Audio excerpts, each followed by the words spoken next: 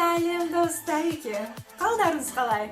Сіздермен бүгін Динара Ибраева. Келе жатқан 14 ақпан ғашықтар күні құтты болсын. Негізінде сіздер де мен сияқты қызық құмар, әрбір мерекелердің бастамасыны қайдан алатындығын білетін адам болсаңыз, әрине, менімен бірге бүгін 14 ақпан жаралу тарихын естуге дайын болыңыз. Бастапқыда қасиетті Валентин күні орта ғасырларда жаралған мейрам еместігін.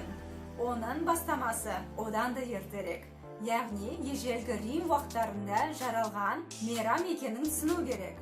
Ол уақытта нәресте өлім көрсеткіштері, түсік тастау, өлік балдардың туылу саны өсіп келе жатқан уақытта, тура эпидемия сияқты әулиелердің кеңесіне сәйкес Рим тұрғындары бұдан былай әйел кісілерге зақым көрсету шараларын енгізу керектігін, олардың іштеріндегі мүмкін жындардан, күнәларынан төгу мақсатында қолданылатын шара.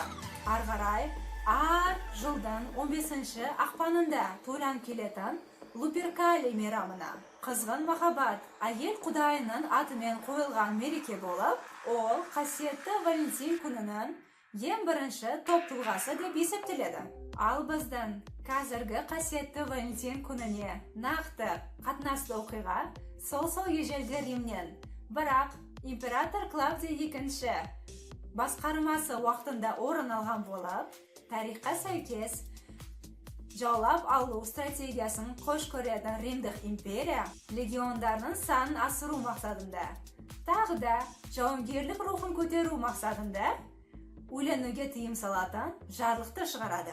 Бірақ әрине, жарлыққа қарамай, бір-бірін сүйіп қалған ғашықтар жасырынша неке қоюдан, бір-бірлеріне сыйлықтар жіберуден қорқпай, бұндай бір жылда оларға көмек болушы тура Купидон сияқты махаббат жолында, тіпті романтикадан ешқандай хабары жоқ отбасыларға көмек беруден қорқпайтын діни қызметші Терни қаласының тұрғыны Валентин көмек береді.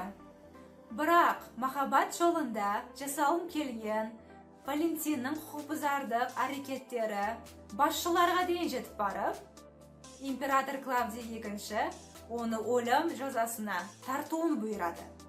Сонымен түрмеге түсіп қалған Валентин өзі де түрме басшысының соқыр қызына ғашық болып қалып, 13 ақпан күні оған жылы сезімдерін ашушы қатын жазып, ақырына сенің Валентинің деп қол қояды. Тарихқа сәйкес ол қат 14 ақпанда, яғни Валентин жазаға тартылған күні қызға жетіп барып, тура қайғылы Ромео и Джульетта историясы сияқты аяқталып келеді.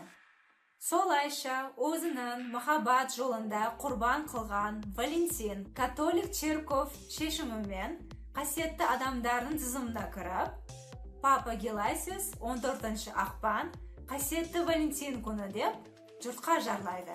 Бірақ 1969 жылы қасиетті адамдардың тізімі және бір рет қаралып шығылып реформа арқылы, одан қарай қасиетті Валентин күнін мерекелеу шаралары тоқталып келеді.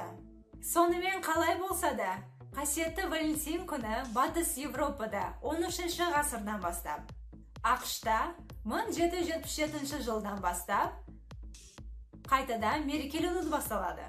Ал енді әрбір ұлтта 14 ақпан күні қандай сыйлықтар берілетін салт-дәстүрлері туралы білгіңіз келетін болса, Жапонияда бір үлкен шоколад шығарушы компанияның пысықтығы арқылы қазіргі уақытқа дейін жапондықтар бір-бірлеріне кең мағынада шоколадтарды сыйлап келеді.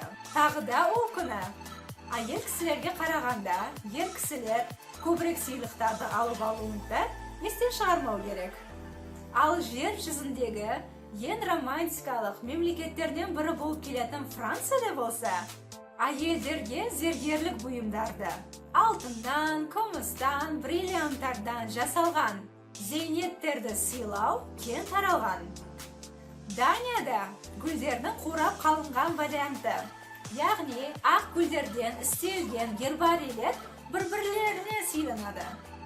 Italiyada 14-ақпан күні тәтті күн деп есептелініп, түсініп тұрғанымыздай, ол күні бір-біріне адамдар тәттіліктерді сыйлап келуі кең таралған.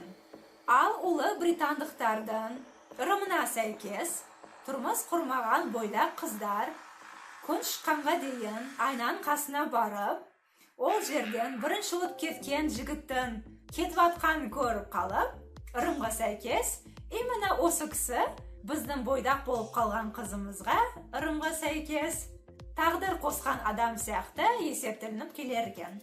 Ал бұрынғы СССР мемлекеттерінің тұрғындары болатын болса, бұл күні бір-бірлеріне романтикалық свиданияларды ұйымдастырып, бір-бірлеріне сыйлықтар, тәттілер, гүлдерді сыйлап, оны тет-а-тет өткізуге әрекет жасайды. И солайша бүгінгі видеоролик сіздерге ұнаған жағдайда лайк, комментарий, подписываться етулеріңізді сұранамын. Сонда Шала Қазақ ТВ каналында одан да қызықты видеороликтер шыға береді. Пока-пока. Аривидерчи.